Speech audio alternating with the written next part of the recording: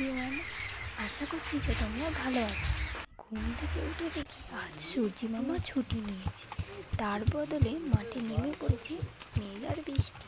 তাই আমিও ভাবলাম মাকে আজ ছুটি দেওয়া যাক, কারণ ঝড় হোক বা জল, মায়েদের তো আর রান্নার হাত থেকে ছুটি হয় না। তাই আজ মাকে বলি তুমি আজ রেস্ট নাও। তাই আমি নেমে পড়েছি মাঠে যুদ্ধ করতে কড়াকড়ি। আজ আমি রান্নার আগে খিচুড়ি তৈরি করতে চলেছি।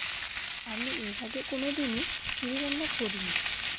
মাঠে যুদ্ধ করতে মা ভাবনা চিন্তা করে নেমে পড়েছি, জিতবো কি হারবো পরের।